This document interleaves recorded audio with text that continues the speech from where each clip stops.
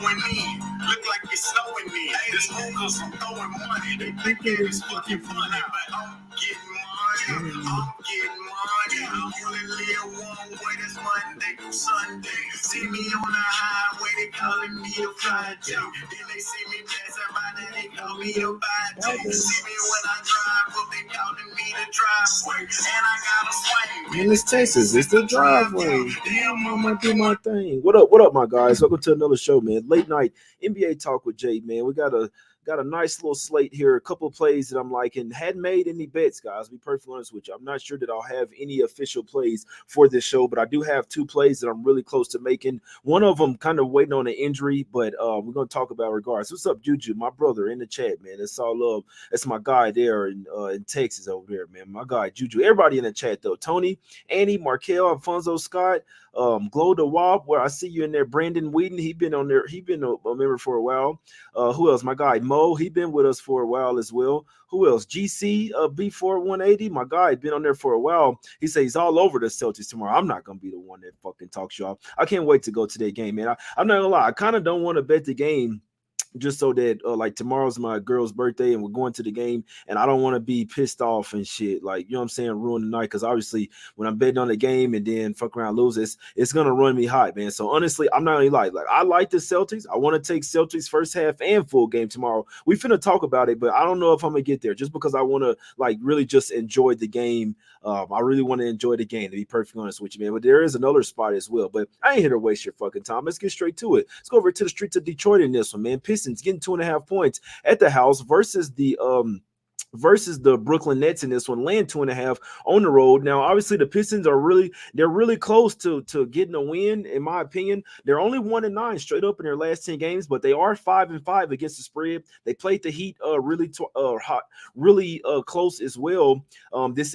This will be their 11th straight game in the new arena, man. So they played 8 of their last 10 games on the road, and they hadn't had a homestand in a while. I'm not gonna lie, this is a tough game for me. The Nets have absolutely owned these guys. They've won 9 of the last 10 games. Now the Nets, obviously coming off a big win versus the Philadelphia Sixers, and they're only 4-6 straight up in their last 10 games, 4-6 against the spread as well.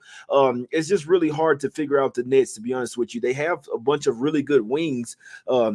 Like Wingstop over there. They have a lot of great wings, but it's just like they don't really have a ton of paint protection. Now Jalen Duren could probably have a really great game in this game. It's just, I'm not lying, this is almost like a 1-800 gambler game. Like I said, y'all know me, I'd like to take the Pistons as long as Evan Fournier wasn't playing all those minutes. Like if they had Quentin Grimes playing the minutes that Evan Fournier was, the Pistons would I'd have a ton of confidence that they would win this game. I'm not gonna waste your time, man. Maybe could possibly be an over spot. The Pistons, 9 of their last 10 games have went under. They finally got an over versus the Miami Heat and now and the Nets, the 3 of their last 4 games have went over as well. Some of these overs are going to start coming back. The Nets are actually 3-1 straight up in and against the spread in their last 4 games. It's just like I do really feel like this is a guessing game, in my opinion here, man. I'm not messing around with this game. I might have more on it tomorrow, but right now, overnight, I know for a fact that I'm not betting this game, man. But let's go over to the streets of Indiana in this one. Pacers laying a point at the house versus the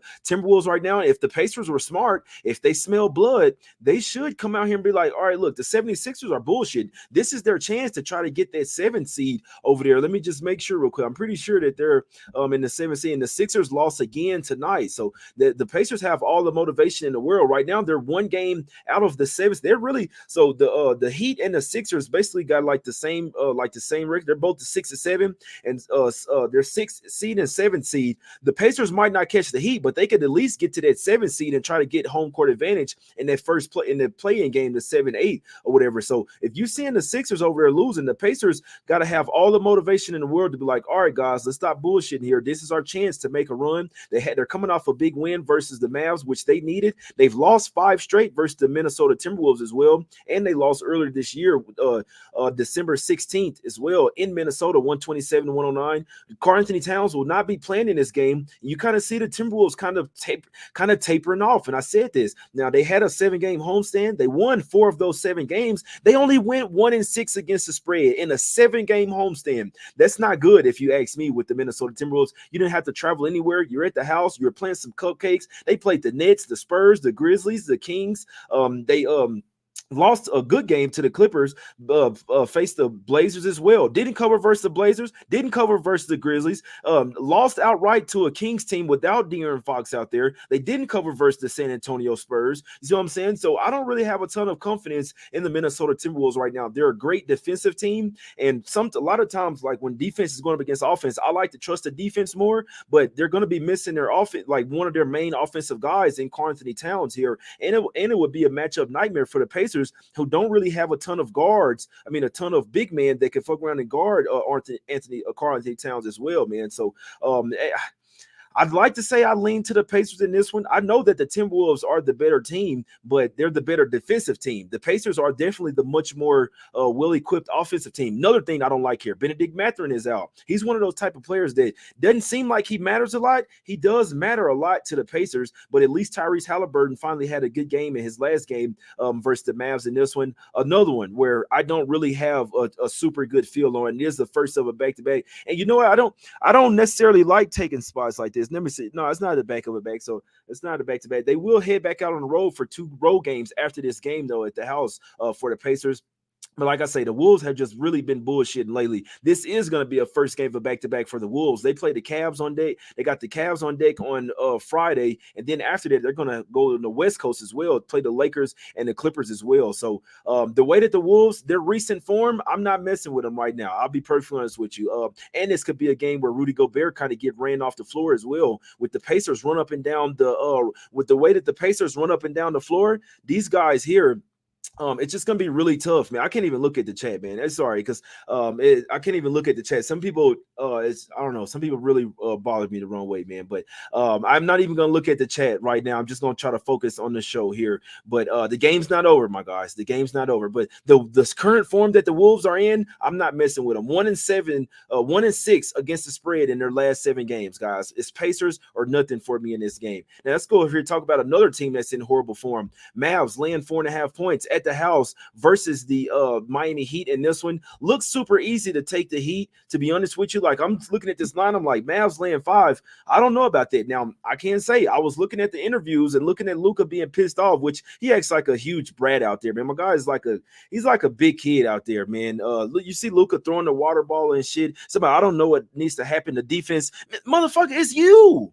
It's you. You talking about some with the defense? We got to do something. You need to play some fucking defense, man. Don't get me started on this guy. But the Heat and the Mavs always going to go back and forth ever since they faced off 2 times in the finals. Once in 2006 and then again in 2011 as well. So this is somewhat like a rival here. The Heat won the last matchup last year. These two teams went, let me see. So they went 1-1 versus each other last year. I just don't know about laying the 5 here with the Mavs. Now, I was looking ahead. I want to see who do the Mavs play next, because I do think they're going to be pissed. But then when I saw the Heat, like the Heat are getting in playoff form. The Heat play a lot more defense than the Mavs do. They're just much more of a hard-nosed type of team. Definitely a better coach team. I mean, Eric Spoelstra could coach circles around Jason Kidd as well. And the Mavs, they're just not in good form. 1-5 straight up in their last 6 games, 2-4 against the spread. This team has not been playing well whatsoever. Maybe they can do well. Maybe they'll bounce back versus the Pistons and the Bulls in their next couple games after this. But I'm not so sure about laying the points versus the Heat here, to be perfectly honest with you. Heat are 8-2 straight up in their last 10 games, 8-2 against the spread as well. And they've been playing a lot better on the road as well. That 6-game road trip, they went 5-1 straight up. And depending on what line you got, 6-0 against us, 6-0 against the spread as well. Then they came home, and for whatever reason, the Heat haven't been covering spreads at the house this year. So their 2 home games, they didn't cover the spread. They won by 6 versus Utah when laying 8 or 9, didn't cover. Then they won by 8 versus the Pistons when laying 11 and didn't cover. But when they go on the road, it's like they're road warriors right now, man. I hate to look at it like it's easy, and I do know that the Mavs are going to bounce back at some point. But if I'm looking at it like it's easy, man, just calling it how it is and looking at the current form, I lean towards the Heat here, plus the 4.5. Man, the line was at 5 and come down. Now, obviously, the odds makers have the Mavs laying 5 here for a reason. They're not a bad team. They're just not in great form. We know that Luka's banged up. He can't stay in front of anybody. I mean, you could kind of say that the ankles is an excuse, but he couldn't stay in front of anybody even before that, to be perfectly honest with you, man. But it's another game that's really tough, in my opinion, man. Might be a sneakily over game in this one, man. But the Heat, we hear Jimmy Butler saying that they're getting in the playoff mode, and I see it as well. And they're like low-key playing some of their best basketball of the season. The line doesn't make sense, and usually when it doesn't make sense, that means that the team that we're looking at it that doesn't make sense, they're probably going to cover. So it's a tough one, man. I'm not gonna lie, tomorrow's a really tough card. I've been looking at it all day. I'm like, it's a tough ass card, man. But let's go over to the streets of Phoenix in this one. Suns land 10.5 points at the house versus the Raptors. They lost earlier this season to Toronto in Toronto, 112-105. That was November 29th, and I think I should run it back here, man. So outside of that Celtics game, I think we should run it back with Raptors team total under. It should be in that same place, somewhere around 110 and a half. And I just don't see, I see this team falling off a cliff offensively for the rest of the year. They got Quickly, they got RJ Barrett, they have some, Grady Dick, he's an absolute baller. No, I'm messing with you, man. But this team is 0-4 against the spread last 4. They came out there and got absolutely blitzed by the New Orleans Pelicans, man. I'm talking about they scored 28 in the first quarter. After that, 17 points in the second quarter, 31 in the third, and then 22 in the fourth quarter. They didn't touch 100 points, like I said, and this is a revenge spot for the Suns. The Suns have actually been playing a lot better defense as well, man. Don't look now, but the Suns have actually been playing some pretty nice defense here lately, guys. They're the number 8 defensive rated team over the last 5 games, and so people say their defense is ass. Well, guess what? They're starting to clamp down and lock down.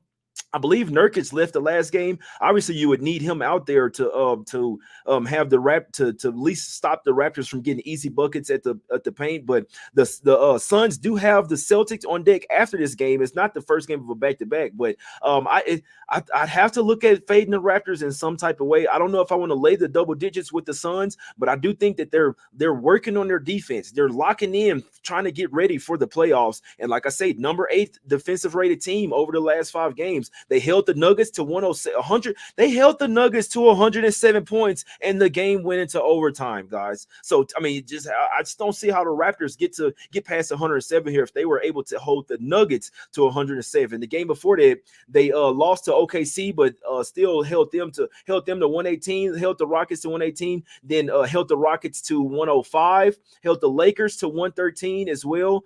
They've slowly but surely getting better and better defensively, and the Raptors. I really do think that their offense is going to fall off a cliff, guys. We took their win season total under. The in-season win total under 29.5, 30.5, and I think that's going to continue to look better and better. Now, the Raptors might win their next game after this, the Portland Trailblazers, but I already mapped out all the wins that they could possibly get. I'm expecting them to beat the Blazers. I'm expecting them to beat the Pistons on March 13th as well. But in this type of game, with the Suns working on their defense, trying to get better and better, working on their defensive schemes, I don't see the Raptors getting past their team total in this one. It should be 109. The way that the spread and the total is set up, if the Suns are laying 10 here, that means that the Suns team total should be around 120 and a half, maybe even 121, and then that Raptors should be again 110 and a half, with this total being at 231. Suns are laying 10. The total is 231. So that means it got to be Suns their team total 120 and a half, and then Raptors team total 110 and a half. And I don't see them getting there. I don't see them getting there.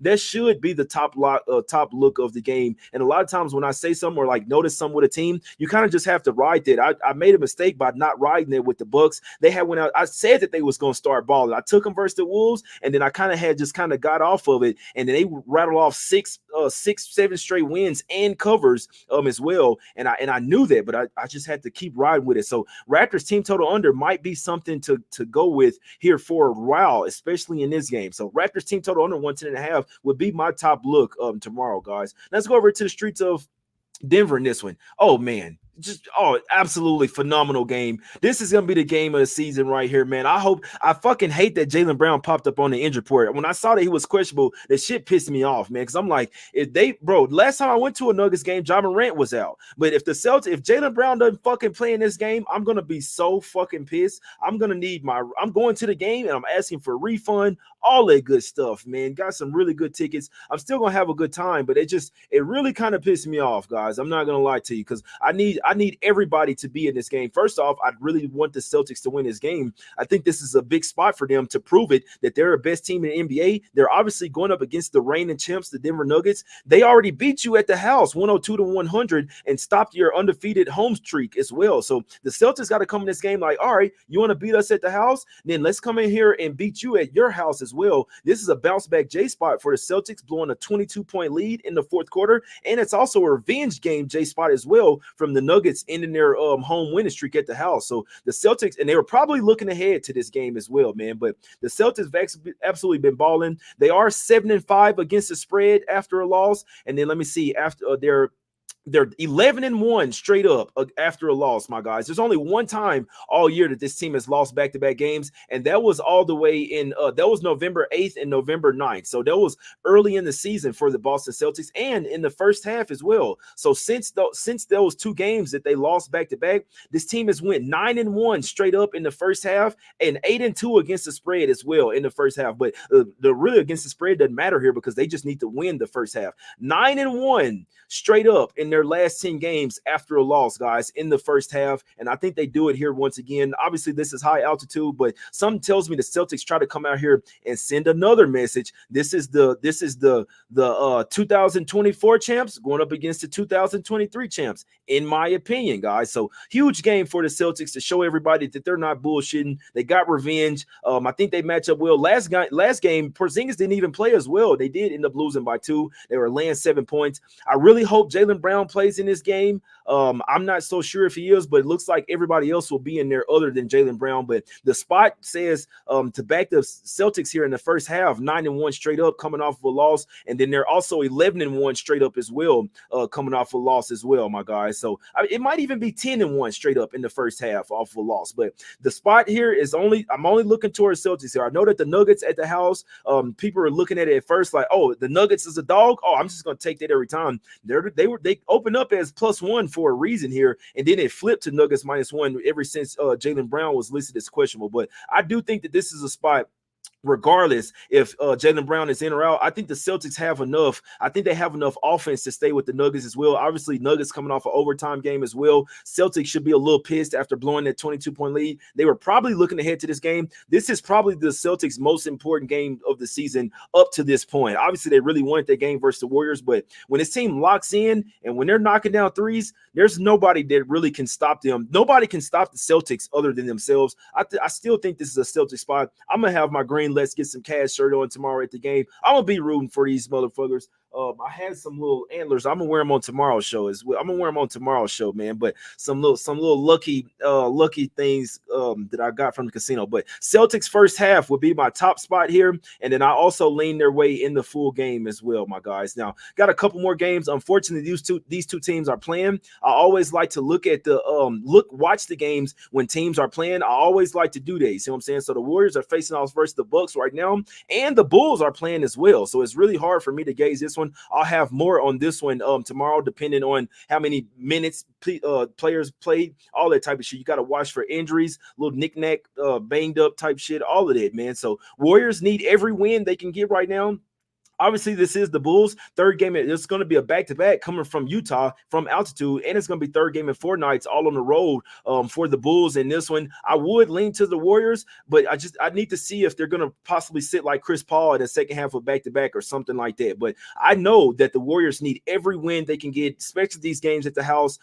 Every single game, every single win It's very important for the Warriors for the rest of the season here. So I do lean to the Warriors in this one, but also, like I say, you need to see what's up. Anything can happen, injury, anything like that. So when teams are playing on a back-to-back, I always watch that first game of the back-to-back. That's what I'm about to go do right now. Hopefully the Bulls pull this shit out in Utah, and hopefully the Warriors pull it out as well. And then, like I say, land the points with the Warriors is going to be a little tricky, but I know that they're super motivated for every single win right now. And the Bulls, they're starting to be a little banged up here, to be honest with you. So small lean to the Warriors in that game, but definitely need to see what's going on with the injury report, guys. Let's go over to the streets of Sacramento here. Kings land 10. I saw some people hopping on the Spurs plus 8.5. And then it went to then Wemby was out, and it's just like, damn. And I'll tell you this, I want no parts. Now it's crazy because the Kings haven't been great on back-to-backs. Let me just see it real quick. What are their straight up? So Sacramento 15-10 against this 15-10 straight up. No, that's after a loss. Let me just see with no rest here, just real quick, my guys. So ATS with no rest, the Sacramento Kings are the fifth worst team in the NBA. They're 3-6 against the spread on the back-to-back, my guys. And let me just see what they are straight up really quick here. Sacramento is they're 3-6 against the spread, 4-5 straight up, coming off of a back-to-back. Also, need to see what they do versus the Lakers. Obviously, if the Kings get blown out of the water versus the Lakers, they're going to have all the motivation in the world to bounce back versus the Spurs. Now, you never know. The game going to overtime, anything like that. But Spurs without Wemby, I mean, I think it's pretty simple with me. I want no parts of the Spurs without Wemby. It's going to be a lot easier to get into the paint. There's going to be a lot more paint points for the Kings here, a team that loves to drive to the paint. Sabonis, fucking around and go for a triple-double in this game. De'Aaron Fox loves to get to the paint. He can go for 30, 35 points in this game without Wemby. The Spurs don't really have a real center other than Wemby. I mean, you got Zach Collins coming off the bench. The Kings can fuck around and do whatever they wanted to in the paint. I don't want the Spurs without Wemby. That's like he's probably 75% of the team, man. He's 75% of the team. If you guys watch their games, you know when he's out there, you can't drive the ball into the paint. You just can't do it. He's sticking his long ass limbs out there, and he can block your shot without even jumping, man. And teams don't even they're scared once they drive in there and get it blocked. They don't even want to drive in there no more. Without him, it's a totally different game. Now, the Kings aren't the type of team that I like to lay double digits with, so I would try to target some player props here. I would try to target De'Aaron Fox or Sabonis. That's what I would look for here. Two guys that absolutely live in the paint and that you need a lot of paint protection to go up against those guys, man. So, but obviously, like I say, the Kings are still playing right now. You never know what could happen. Knock on wood, hopefully there's no any major injury or anything like that. But if they do get blown out, they will have all the motivation to come back and smack the Spurs up as well, my guys. So that's the show, man. That's the show. I appreciate everybody for tuning in the chat. If I was to make one top play, it would be Raptors team total under 110.5 again. Keep, you know what I'm saying? If you know type of spot. Raptors offense falling off the cliff. Suns number 8 defensive rated team over the last 8 games, and over the number 8 defensive rated team over the last 5 games. And I said, when the Raptors are going up against a top 15 defense, especially top 10 defense, they're going to really struggle to score for the rest of the season. And that's the kind of the same recipe here. And this time they're on the road as well. So I'd be looking at Raptors team total under 109.5, 110.5. And then I'd also look at the Celtics. They're 10-1 straight up in their last 11 games, coming off of a loss in the first half, and they're also 11-1 straight up, and they're 11-1 straight up this season coming off of a loss. Against the spread doesn't matter because this is basically a pick'em game. They just need to, whether you're looking at the first half or the full game, they just need to win it and have the lead. Jaylen Brown is questionable in this game, so obviously that's a huge thing, but I still think with Drew Holiday, Porzingis, Derek White, Jason Tatum, these guys, Al Horford coming off the bench, Hauser, Pritchard, these guys have enough to get this job done. This is a huge game for the Celtics to show the NBA we're fucking coming, we're here, and we can bang with the previous champs as well. Bounce back J spot for the Celtics coming off a 22-point blown lead in the fourth quarter, and they already lost versus the Nuggets as well early this year, 102-100 at the house when they were undefeated. So this is a major revenge spot for the Celtics in this one. Obviously Nuggets coming off a loss as well, overtime loss versus the Suns, but they were down 15 points in the third quarter in that game versus the Suns, man. So some tells me the Celtics come out locked in, ready to go in Denver in this one. I can't wait to see it in person. Y'all y'all pray for me. I hope Jaylen Brown plays, because if not, I'm going to be bitching, man. I'm telling you right now, I'm going to be heavily bitching that whenever I go to a game, I can't see the full squad, my guys. But I'd be looking at Raptors team total under, Celtics first half, full game, my guys. That's the show. It's all love, man. I appreciate y'all for tuning in. I got to get out of here. Got to go do another show. Finna go watch some games, man. If I decide to bet some, I will let you guys know. Send it out in the member chat. And also, well, try to have some for tomorrow for the 1 p.m. Eastern show, but it's going to be one of those 3 plays. If I end up betting some, it's going to be one of those 3 plays. Raptors team total under, which I think it's an auto play, and then Celtics first half full game, bounce back Jay, revenge game Jay. It's all love, man. I appreciate y'all for tuning in. Hit the like button. Type "we will win" in the chat. It's all positive vibes. Let's get some cash, my guys. We up. Let's go.